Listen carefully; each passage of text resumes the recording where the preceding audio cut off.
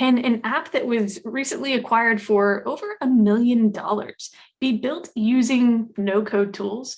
Well, that's what we're going to go over today. If you haven't heard of Wordle, then chances are you probably haven't scrolled through your Facebook feed recently, but Wordle is a word game that was recently acquired by the New York Times. And in this three-part video series, we're rebuilding Wordle on Bubble. This is Wordle. It's a pretty simple word game, but it has recently taken over the internet. You've probably seen people posting about it, but not giving away the answer for the day.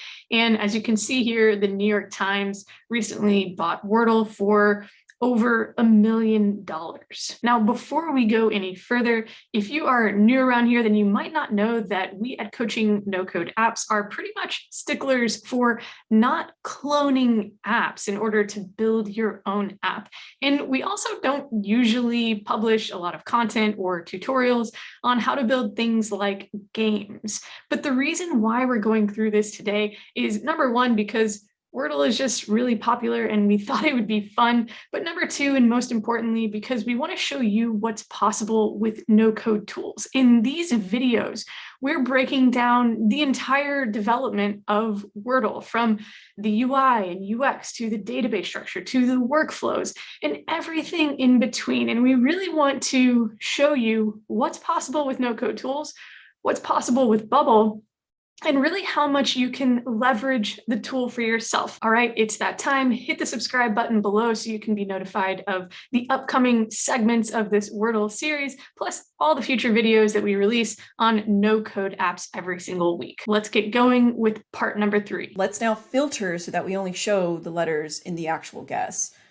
So right now we're displaying in the text here, we're showing the current guess extract with regular expression and showing that number, but this should only happen if the current guess is the line that we're on right now. So let me copy this expression. Let's do a condition. So if the group guess doesn't have a result, then we're going to display the current guess from the custom state. If the group guess does have a result, then we can just display the letters from the result. Because remember, my API result is also including the letter with the position result, because we need to remember what all the previous guesses were. So on the text, if the group guess here, results count is 0, then the text will display what we had before. It's just whatever the current guess is.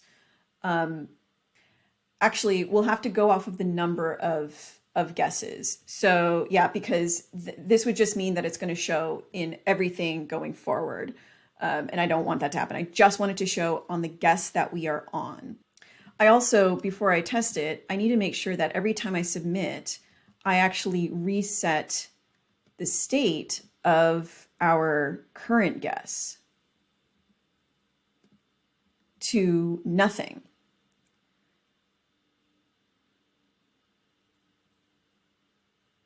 Current guess to nothing. I think that's what I want to do. And again, before I test, I'm just going to go ahead and create the condition for if this cell is in a previous guess. If that count is greater than or equal to the guess number, which is group number, then I'm going to display the actual guess letters. So this will be group guess, check guess, we'll go to the results, and then we'll go to item number, the parent group's number, letter. Yes, the letter, because that's coming from our result. Okay, I hope that's correct. We will see. A little bit of trial and error here. I might need to bring back my debugger. Okay, so let's do crane, enter. Yeah, okay, so obviously I need to change that so that when I first submit, those don't show up either. Crane, and then let's say story enter. Great. Okay, so what's going on before I submit the guess? Crane. So here, I don't want to be seeing this letter. Oh, have it in the default still.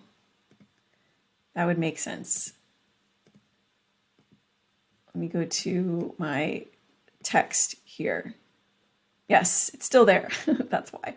All right, so let's remove that from the default and only let it show in the condition.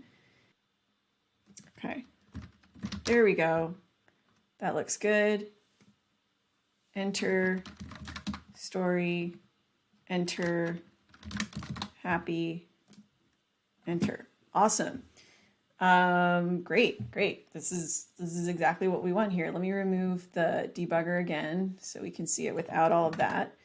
Now there's a couple of things, I mean, we've basically achieved it, but there's a couple of things that we need to make sure we're not allowing the user to do. So I should not be allowed to continue.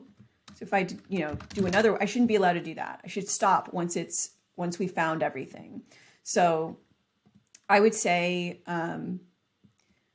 here on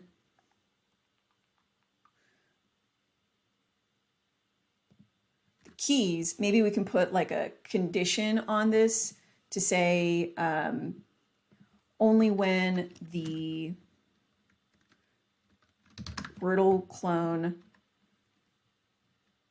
guess results last item doesn't contain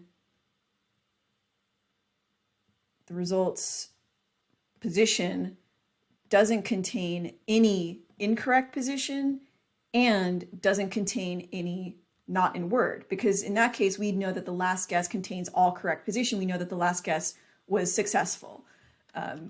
So Wordle clone, guess results, last items, each letter's position doesn't contain, what was it, incorrect, and then not in word. All right, so actually, I think my thing needs to be opposite. I want the key to go through as long as the last result does contain incorrect position or the last result does contain not in word. Okay, yeah, because this is the condition to allow this to go through. So I'll copy that and paste this here. Oh, you know what? I should do this on the custom event. It should really only happen at this point. Then I don't need to do it on all of these, because otherwise I'd have to do it on all those 26 physical keyboard keys. Yeah, so they, technically they're going to trigger the custom event, but the custom event's not actually going to go through and add this. So with that preventative measure there, I shouldn't be able to do this anymore here. So let's test it out. So let's do one word where I should still be able to continue. So let's say like, oh, why is my thing not happening? Oh, so now I've because it's looking at my last guess, but I don't have any guesses. Let's modify this as well to say, let's see, I'm actually going to do this. I'm going to do this in a terminate action. And now because it's a terminate action, it's going to be the opposite again. So if the position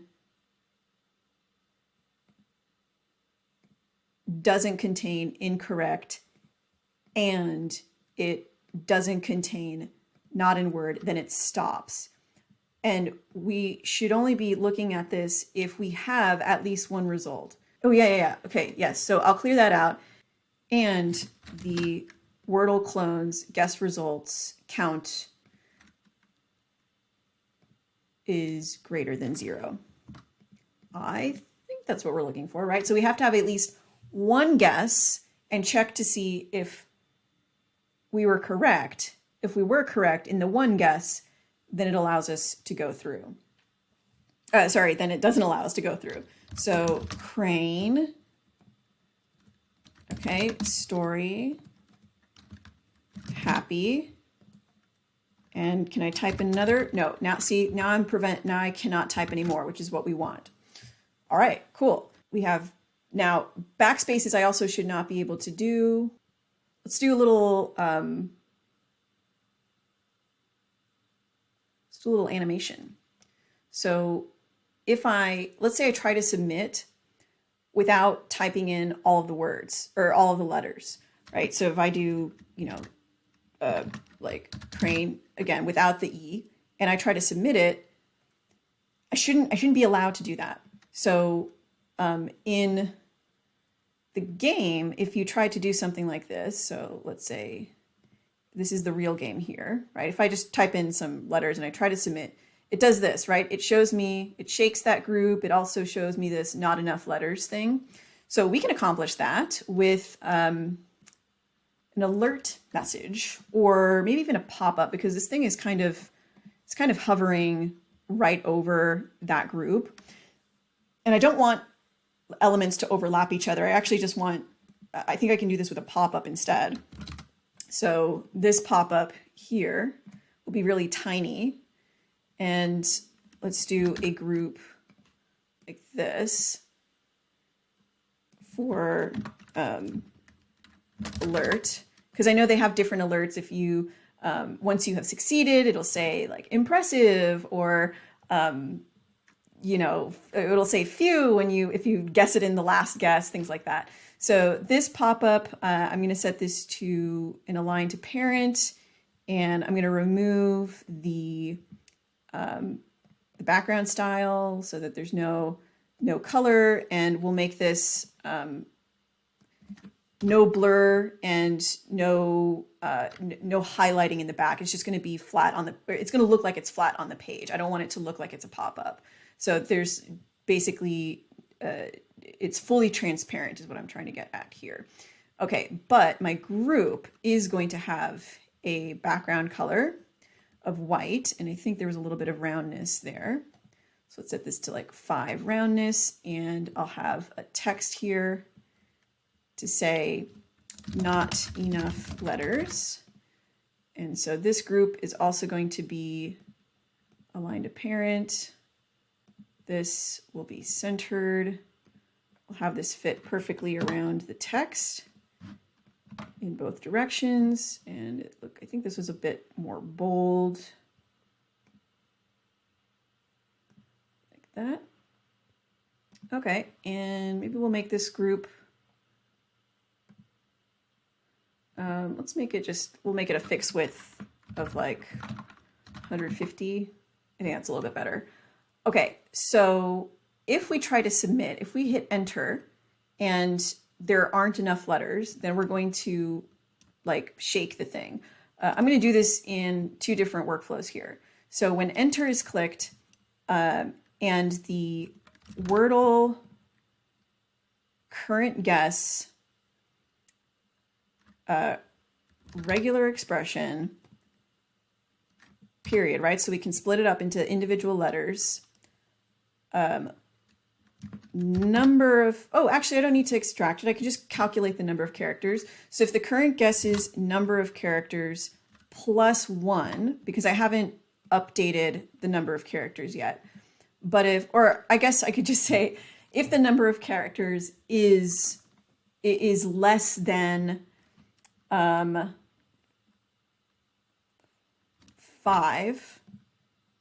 because it's a 5-letter word, or yeah, then I need to show the alert message. But this workflow here is going to be to make it go through properly. So if it is 5, it goes through and it's allowed to check the word. But I'm going to copy and paste this. If it's less than 5, then I'm going to just show that little pop-up, and I'll shake it a little bit. So we will show the pop-up, which contains my alert, and I'm going to animate the pop-up as well. And this will be, is there like a, wait, I need to animate the pop-up, and let's see if there's a shake. Oh, perfect. Yes, that one. Just like that. And then we'll hide the pop-up. Hide the pop-up. Let's give it a little bit of a delay so that the user can see it. So I'm going to add a pause. We'll do maybe, I don't know, 2 seconds. Oops. 2 seconds. And we'll hide the status bar as the pause occurs. All right, let's see if that looks better. I think we're going to be wrapping this up from here. All right, let's see here. Crane, enter, STO, enter. There we go. Oh, it looks like there's some borders around my pop-up still, some shadow, but that is exactly what I was looking for. Let's see here. Let's go to the pop-up and remove. Yeah, it has all these, the outset. That's what I was seeing there. I'm going to set this to none. Okay. Great. So from here, the only things that I'm missing are just programming did I already, I can't remember if I programmed the backspace and the enter key on the physical keyboard. So let's say crane, backspace. Oh no, backspace is good, but my enter key is not. Now this, I do know that the interactions plugin that I'm using right now for Bubble, this is one thing that I'll have to do slightly differently from Wordle, which is the key to submit, because Bubble's plugin doesn't actually support the enter key being a shortcut. It's like one of the very, very few exceptions, probably because you need the enter key for other things, but we could do a combination. So I could say like, can we do space? Yeah, I could do a space bar, because it's not like we're doing spaces with the words. It's just individual letters. So the enter for the physical keyboard would need to be space bar. I hope that, you know, that interaction can, that the capability of that plugin can change so that it can accept an enter key, because that would actually make it more in sync with the virtual keyboard. But here, let's see. So what this will do, space bar, let me move this into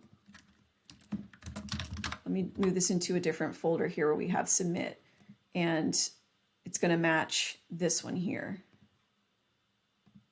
This. Okay, so this is our physical submission, which is green, and we're gonna have to do the same thing here, right? Let's grab the enter key for the other version. So this could have been another case for the a custom event, right? So I could have the same, I could have two custom events, one for if they try to click on it and it's incorrect or there's not enough letters, and then another custom event for when it is good to check. But I'm just going to create four. I'm just going to have 4 workflows here. That's all right. And we'll copy this here. All right, so this is checking that. And let's see, enter plus item result of previous step, like this. And this is if we are good to go. So I'll copy that expression here. So I'm just matching it up so that the physical keyboard can do the same thing. And I'm going to copy this one, paste this one here, and replace this with my interaction. And this one here, so that I don't have to copy each of the individual things again. So that's the enter key. Oh, sorry, that's the space bar. And this is if it is less than 5. So everything else should be carried over. Let me make sure I'm not missing anything. We do have an issue here that popped up that is on this one. That is probably the one that I just copied. I'm going to refresh the editor because I think it'll correct itself once it realizes that I converted that event to a user presses key event. And I might as well just refresh the page here so we can test it out. All right, so let's see, crane, and I'm hitting my spacebar key on my keyboard, enter. There we go, it checked it, awesome. Okay, so let's do, yeah, just our final thing there. I mean, there's so much more that I could do here, like the pop-up with the statistics. I could do more animations. Oh, you know what we do need to do is the color coding on the letters in the keyboard. That will be the thing that I'll end on. You know what, I'm going to skip the alert for showing the impressive message. I'll end on color coding the keyboard keys. And if you guys want to see more, you know, like build out more like the statistics and keeping track of the streak and all of that, and like more of the animation stuff or configuring anything else here, let's check our responsive settings real quick. Then drop a comment below. Looks like the responsive is working well here. Everything is fitting inside our dimensions pretty well. Awesome. Okay, so yeah, so that's our last thing. So this key here is going to have a condition to say, we're going to check the, let's see, if this one I think I'm going to split up into 3 conditions, once for each position result. So if the Wordle clones guess results filtered by the letter, remember the result contains the letter and the position. If that letter equals the current cell's text, right? This is a repeating group of text. And we have anything where the position is not in Word, then we'll change this to not in Word. We know that for sure. Let me copy this formatting, copy conditional formatting to these other ones. Like this. All right, crane. There we go. Okay, so we know those show up, that those are not in the Word. So then if we have a position that does contain the word in the proper position, then we'll show correct position. And then the third one would be if it contains the incorrect position but not the correct position, because we want the correct position to take priority. So Wordle clones results, each item's filtered. I think my problem was that I was filtering on both things when I didn't really need to filter on both things. Here are current cells text, positions, doesn't contain correct position, then we'll show the incorrect position. All right, I think that is what we're looking for there. All right, so one more time, copy conditional, paste conditional, paste conditional.